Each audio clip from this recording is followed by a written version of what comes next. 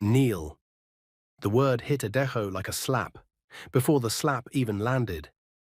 The reception area of Marble Gate Tech, Victoria Island, Lagos, was so clean it looked like it had never seen dust in its life. The floor shone like water. The air conditioning was cold. The security men stood stiff like statues. The front desk had a silver bell no one ever rang because everyone here believed they were too important to ring anything. Adejo was on the floor, not because he tripped, not because he was weak, because a woman in heels had just raised her hand, smacked his face, and the sound echoed in the wide lobby like a gunshot. His cheek burned, his ears rang. He gripped the mop handle so hard his knuckles turned white. And he actually dropped to his knees. Not on purpose, it just happened. His knees met the marble with a soft, humiliating thud. The red mopping bowl rolled away, spinning like a toy wheel, then crashed gently into the base of a flower vase. Soap water spilled, out in a foamy wave, spreading across the shiny floor like white clouds. 3 cleaners in blue overalls froze nearby.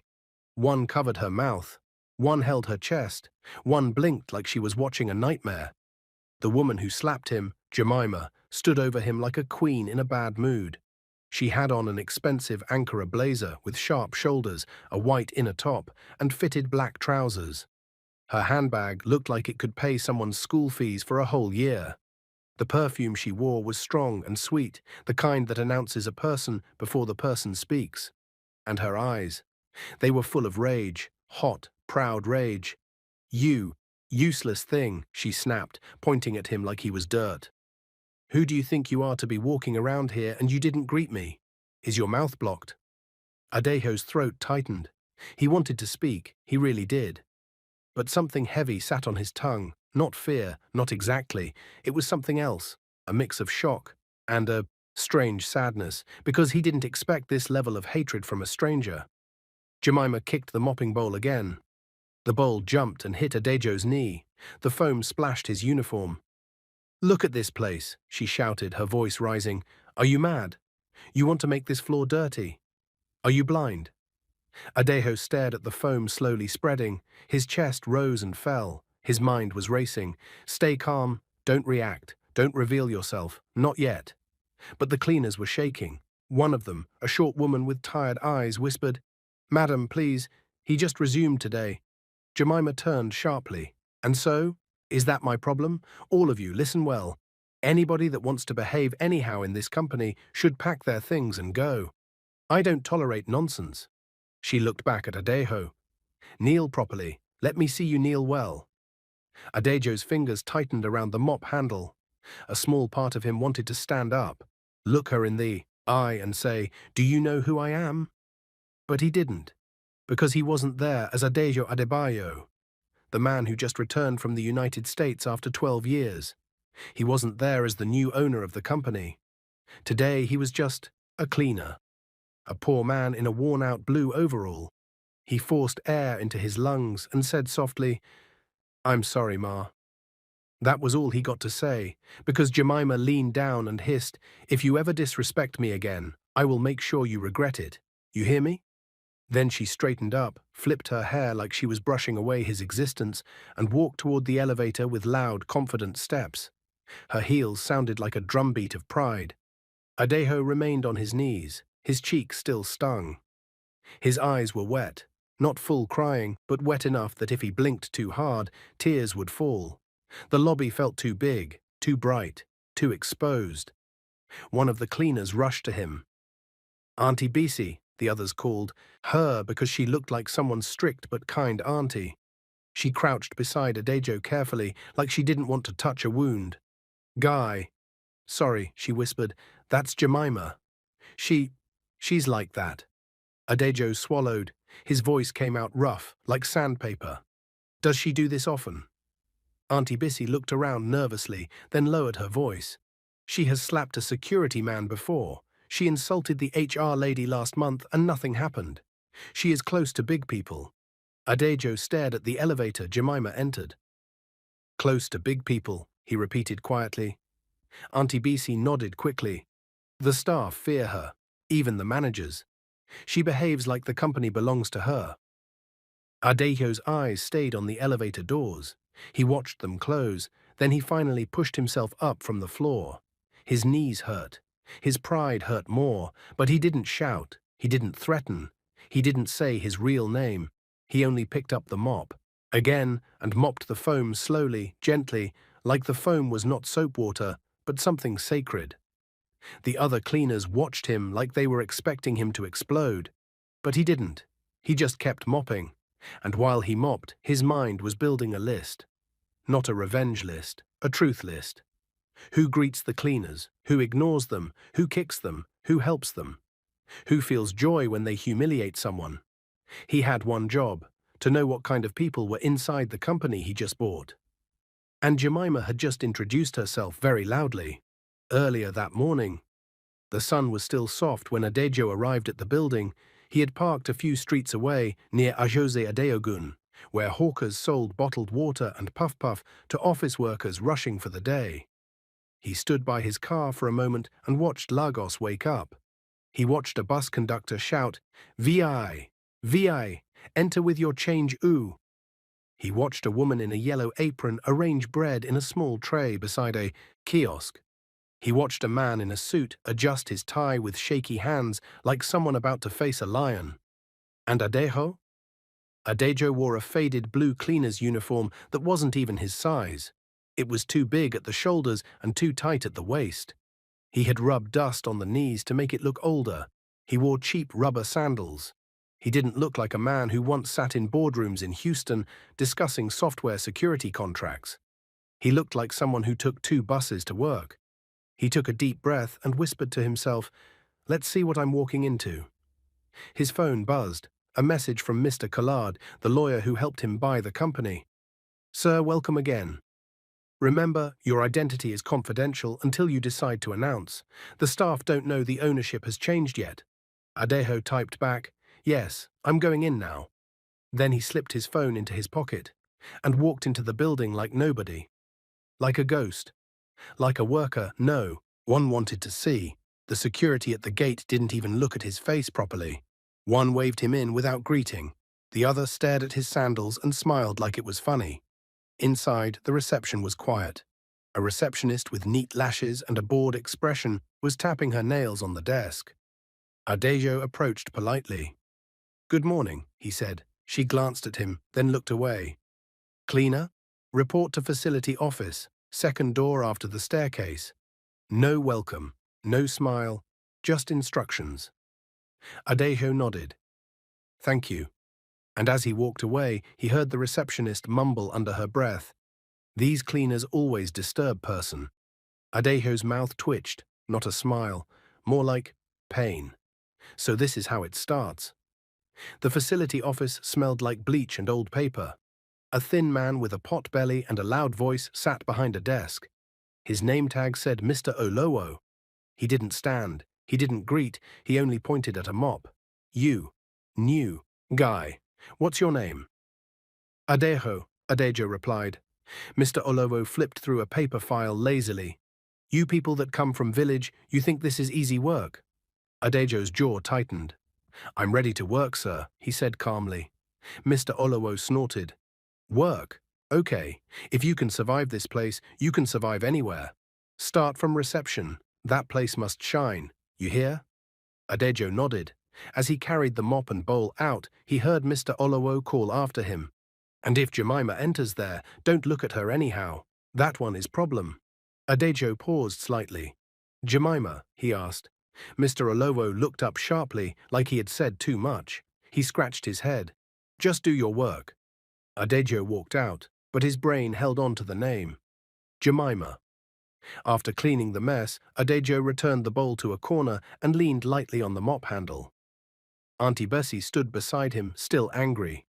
"That girl no get home training," she whispered. "To slap. Person like that. For greeting."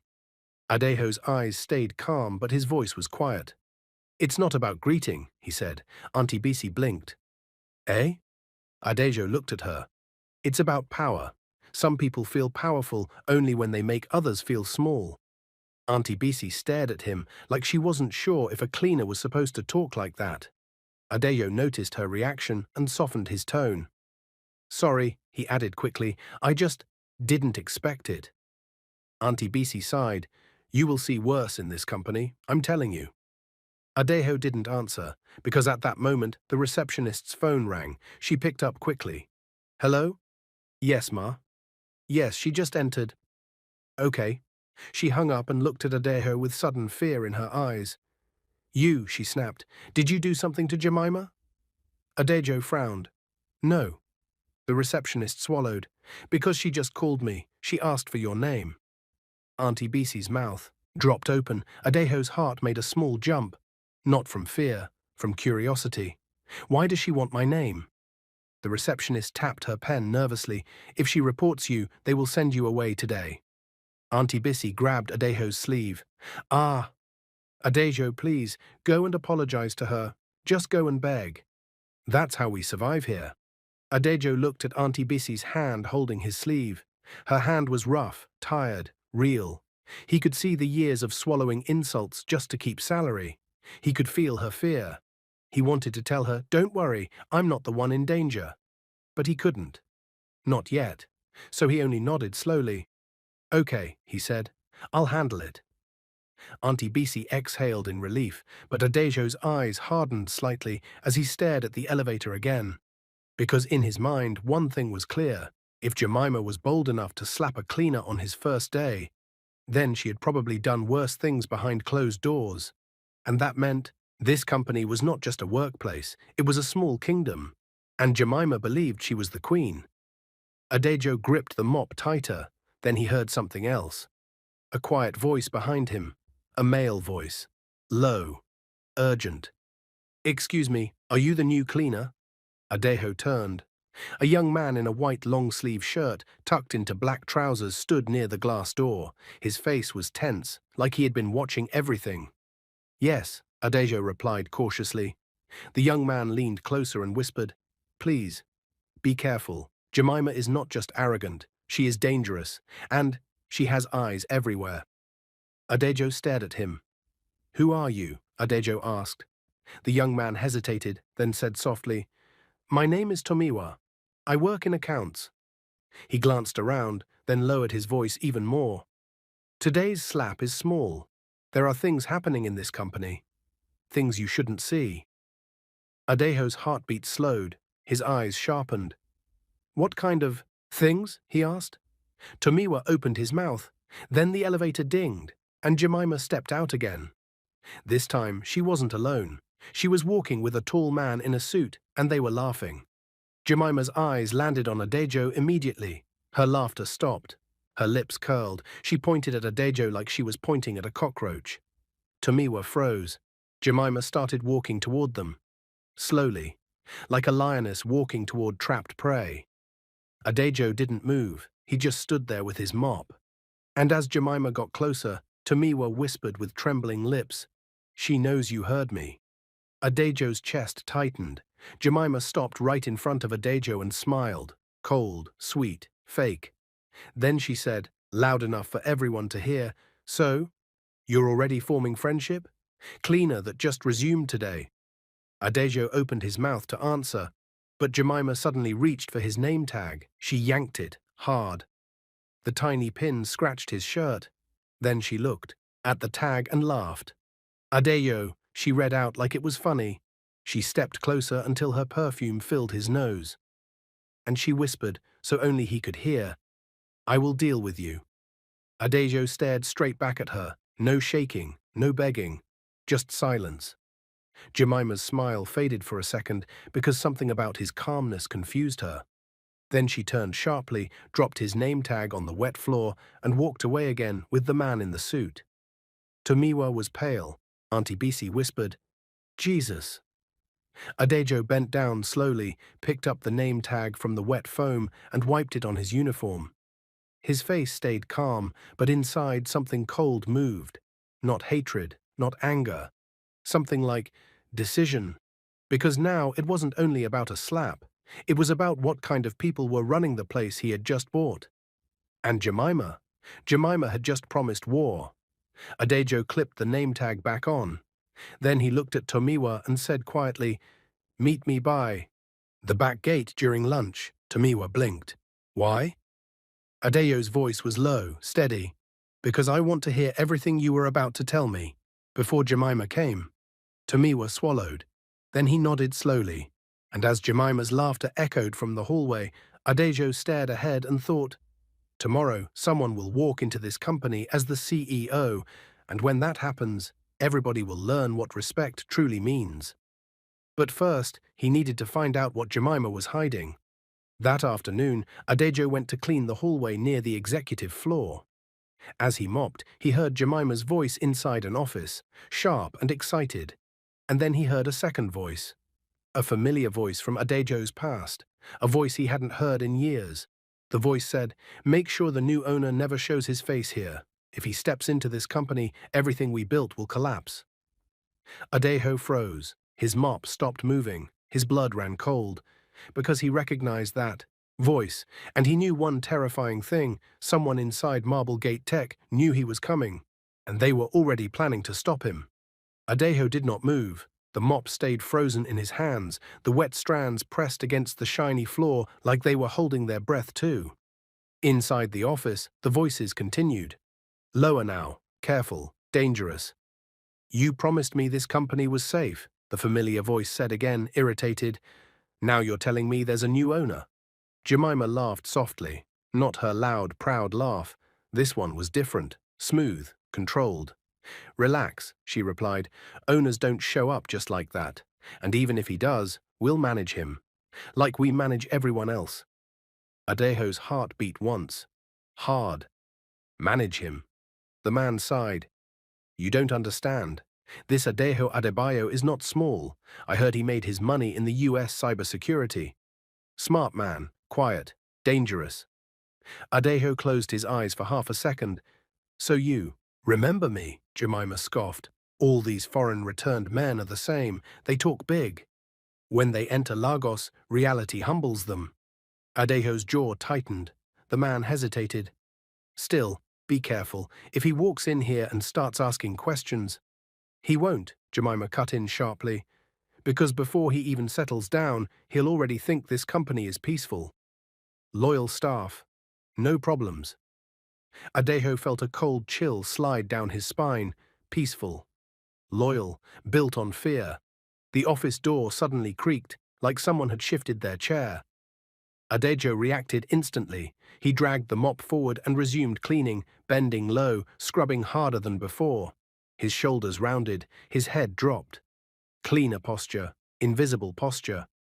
The door opened. Jemima stepped out first, adjusting her blazer.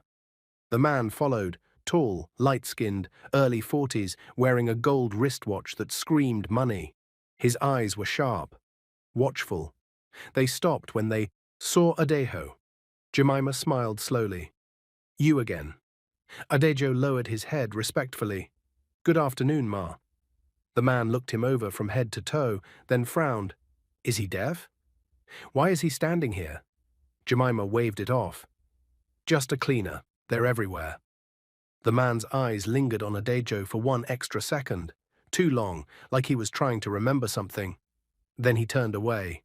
"Let's go." As they walked off, Jemima leaned close to the man and whispered, loud enough for Adejo to hear, "Don't worry. People like this don't matter." The words hit harder than the slap. Adejo kept scrubbing, but inside his chest, something settled into place. A truth. This was not just arrogance, this was rot. Lunch break, back gate. The back gate of Marble Gate Tech faced a narrow street behind the building. A suya spot sat at the corner, smoke curling into the air. A woman sold cold sachet water from a cooler. Delivery bikes passed constantly. This was where workers came to breathe. Adejo stood beside the wall, pretending to adjust his uniform. He waited. 5 minutes passed. 10. Just when he thought Tomiwa wouldn't come, he saw him. Walking fast, shoulders tense, eyes scanning the area like someone afraid of being followed. Tomiwa stopped in front of Adejo. "You shouldn't have called me," he whispered. Adejo met his eyes. "You still came." Tomiwa exhaled shakily.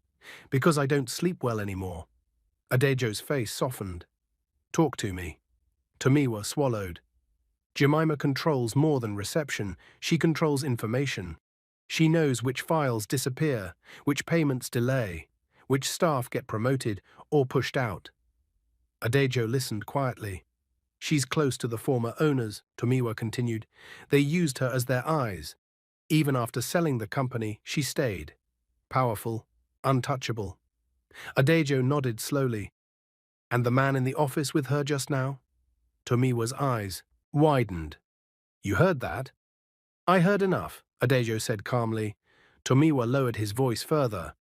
That's Mr. Daniels, former operations director.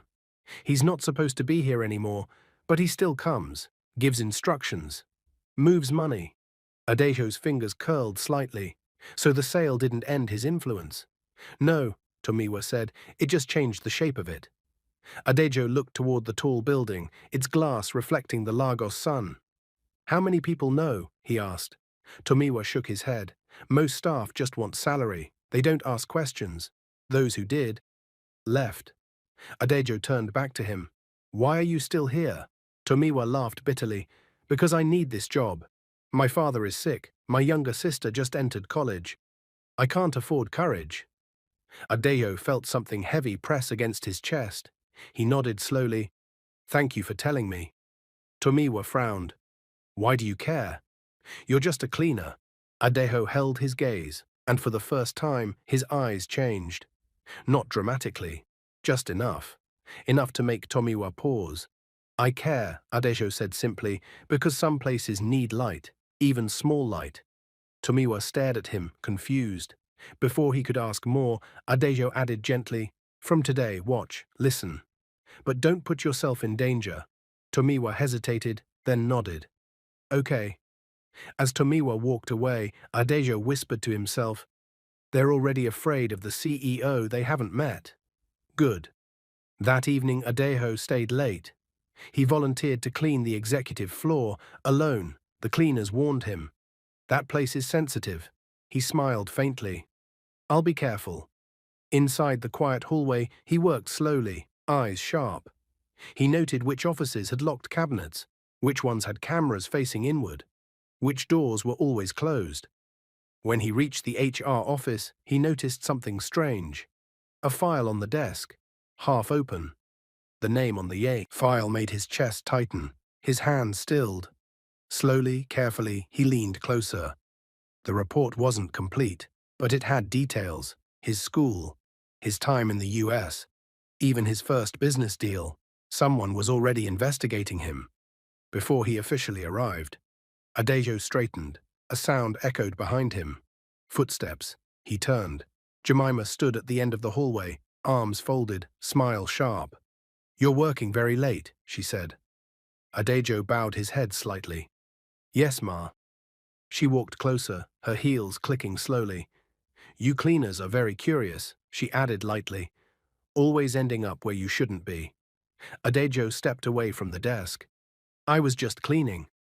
Jemima stopped inches from him. Her voice dropped. Listen to me carefully. This company rewards loyalty, but it punishes people who poke their nose into matters above their level. Adejo met her eyes calmly. I understand, Ma. For a brief moment, something flickered in her eyes. Doubt. Then it vanished. Good, she said, turning away. Don't forget your place. As she walked off, Adejo stared at the file again. So this is how they play it. Fear, control, prevention. He reached into his pocket, pulled out his phone and snapped a single photo of the file. No flash. Silent. Then he closed it neatly and returned it exactly as he found it. At home, in his small rented apartment in Yaba, Adejo sat on the edge of the bed, staring at the wall. He replayed the slap in his mind, the kneeling, the mop, Jemima's voice. Then he replayed the office conversation, the file, the fear in Tomiwa's eyes. He exhaled slowly. This is worse than I thought, he murmured.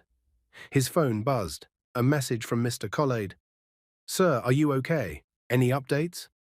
Adejo typed back, yes, the company has deep issues, internal sabotage. One staff member, Jemima, is central. 3 dots appeared. Then, should we intervene? Adejo stared at the screen, then typed, Not yet. Tomorrow I want to see how far their pride goes.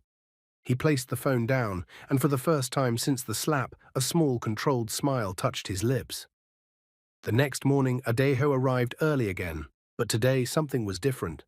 Whispers followed him, eyes lingered. Some staff looked at him with pity, others with curiosity. Jemima passed him without a word, but her jaw was tight. By 10:17 a.m., the receptionist's phone rang. Her face changed. She stood up straight.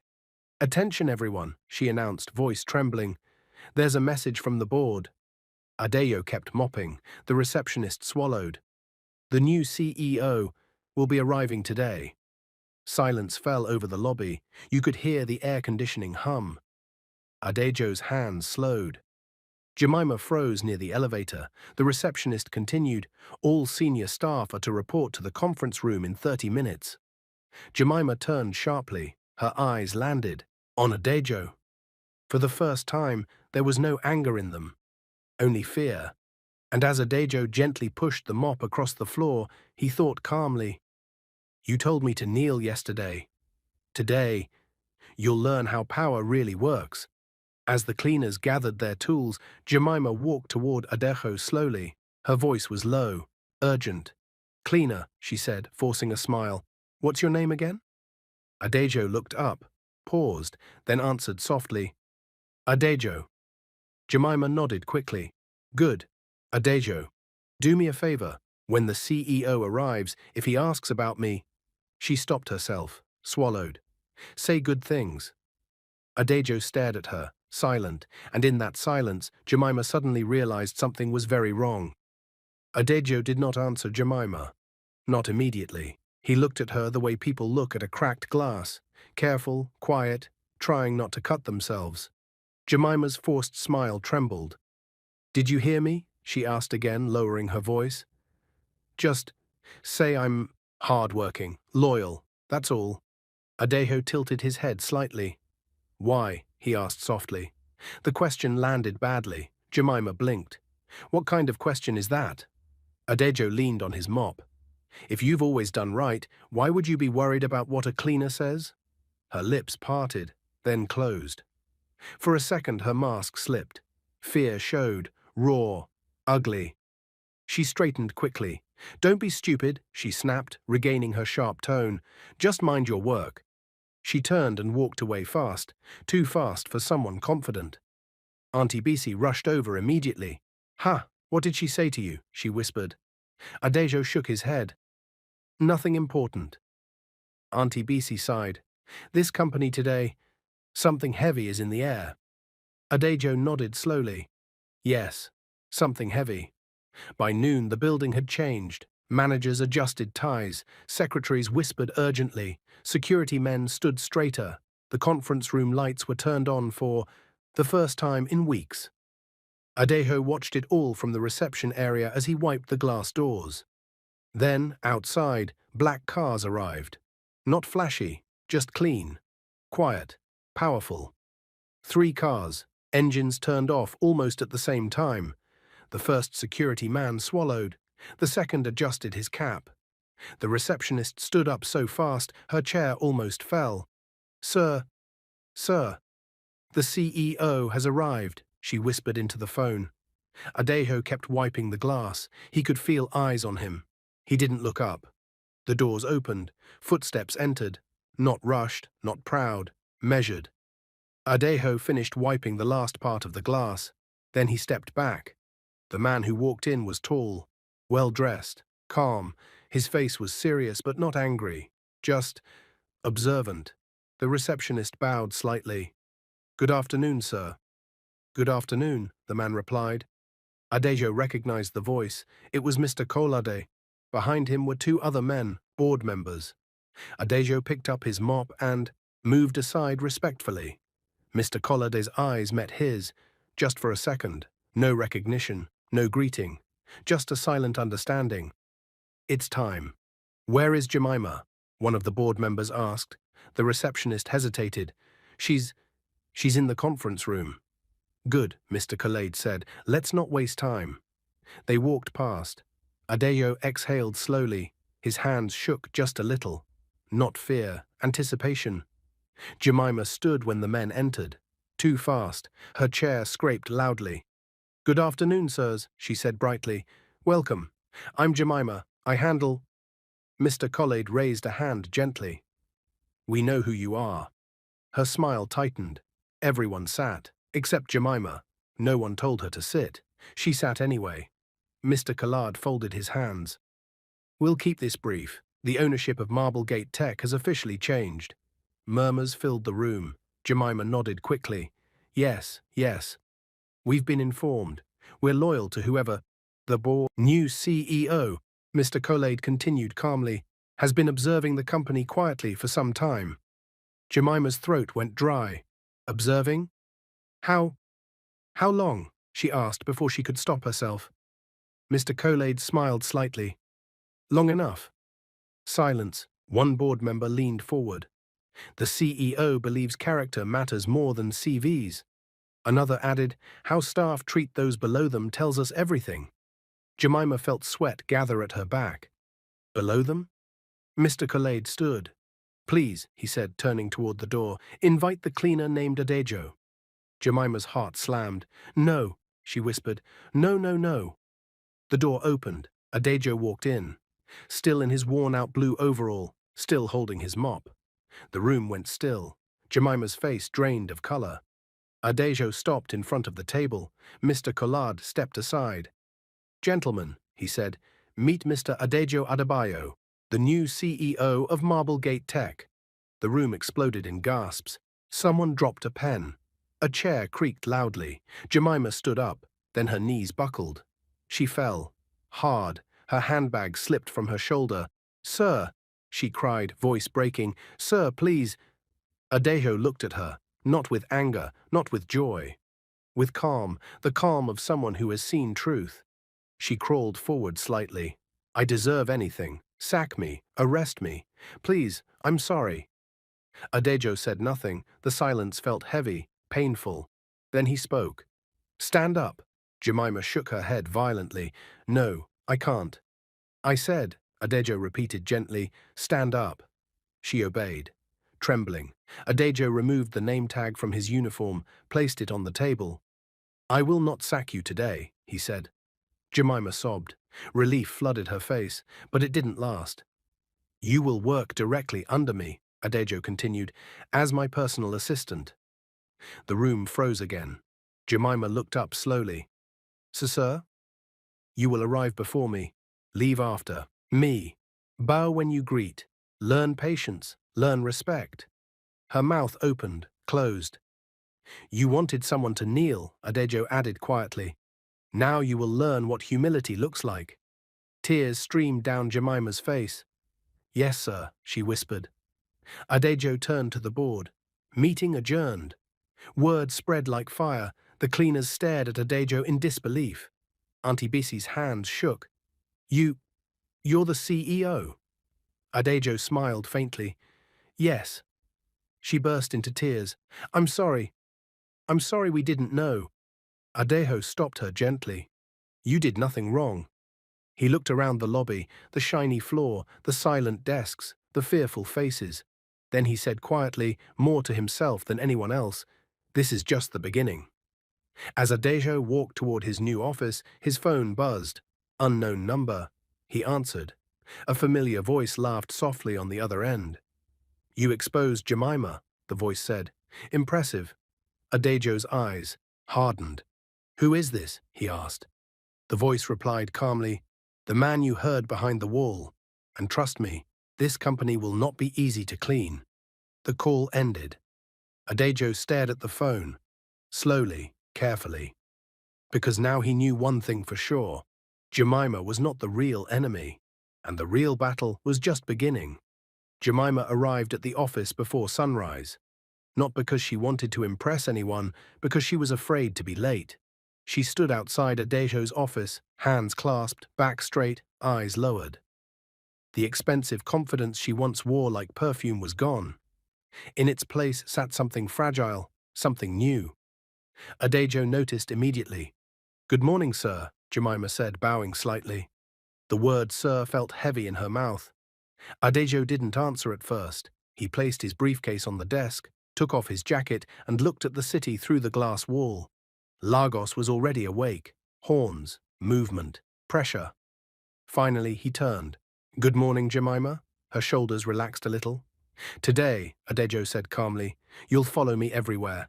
Meetings, calls, silence." "Yes, sir." They started with emails. Jemima typed fast, efficient. She knew her job, that much was clear. But every time Adejo stood, she stood too. Every time he spoke, she listened like her life depended on it. And maybe it did. By midday, Adejo asked casually, "Who approves vendor payments?" Jemima hesitated, just half a second. "Operations," she replied, "with recommendations." "From who?" Adejo asked. Jemima swallowed. "From Mr. Daniels." Adejo nodded slowly. "The man who no longer works here." "Yes, sir." Adejo leaned back. "Why does he still control money?" Silence. The air conditioning hummed. Jemima's voice came out small. "Because he helped some people get their jobs, and he knows things." "What kind of things?" She looked at the floor. "Things that can destroy careers." Adejo felt the weight of it settle. Blackmail, fear, control. "So when you slapped me," Adejo said quietly, "you thought I was just another nobody." Tears filled Jemima's eyes. "Yes." "Why?" She sniffed. "Because I learned early that power protects you, and weakness gets crushed." Adejo stood, walked to the window. "Power without character," he said softly, "is the most dangerous thing in a company." He turned back to her. "You will help me fix this." Jemima looked up sharply. "How?" "By telling the truth," Adejo replied, "and by facing the people you helped silence." Her lips trembled. "They'll come for me." Adejo met her eyes. "They're already coming for both of us." Right then, Adejo's phone buzzed. Another unknown number. He answered. The voice was calm, mocking. "You've started shaking the table, CEO," the voice said. "Be careful, some things fall on people." Adejo's jaw tightened. "I'm ready," the voice chuckled. "Good, because tomorrow your loyal staff will choose sides." The call ended. Adejo looked at Jemima. Her face had gone pale. "What happens tomorrow?" she asked. Adejo picked up his jacket. "Tomorrow," he said quietly, "we find out who's been kneeling and who's been standing on them." Jemima nodded slowly. Outside, thunder rolled faintly over Lagos. Not rain yet, just a warning. The morning came with rain, not the gentle kind, the kind that beats on glass and makes people uneasy. By 9 a.m., the conference room was full. Every senior staff member sat stiffly, eyes darting. Some avoided Adejo's gaze. Some watched Jemima, who now sat quietly at the end of the table. No Ankara blazer, no loud perfume, no crossed legs of confidence. Just a plain blouse, hands folded. Adejo stood. "Thank you for coming," he said calmly. "Today is not about punishment. It's about truth." No one breathed. Adejo pressed a button. The screen lit up. Payment records, emails, voice notes. Mr. Daniels's name appeared again and again. Gasps filled the room. Adejo spoke slowly. This company was run on fear. People were promoted because they knew someone. Others were silenced because they knew too much. He paused. "I walked these halls as a cleaner. I was slapped. I was ordered to kneel. And many of you saw it and looked away." Some heads dropped. Others burned with shame. Adejo turned to Jemima. "Stand." She stood, trembling. "She represents what unchecked power does to a person," Adejo said, "but she also represents something else." He looked around the room. "Change." Murmurs followed. Adejo continued, "Mr. Daniels has been reported. Accounts frozen. Authorities informed." A collective exhale swept the room. Then Adejo said the words no one expected. "This company will not fire people for past fear. But from today, character is the new currency." He looked at the cleaners standing by the door. "They will be trained, promoted, respected." Auntie Bisi burst into tears. Adejo turned back to Jemima. "You will keep your job, but your pride stays here." Jemima nodded, crying openly. "I understand." Adejo stepped closer, lowering his voice so only she could hear. "Never forget how it felt to be powerless," she whispered. "I won't." Adejo faced the room one last time. "Marblegate Tech will rise again, but only if we rise together." Silence. Then applause, not loud, but real. Later that evening, Adejo returned to the reception area alone. The floor shone again, but this time it felt different. He stood where he once knelt and smiled softly, because power had finally been cleaned properly. The world is smaller than pride makes it seem. Be careful who you push to the floor. Tomorrow, they might be standing over you, deciding whether to lift you up. If you like this story, comment, share, and subscribe to our channel for more interesting stories.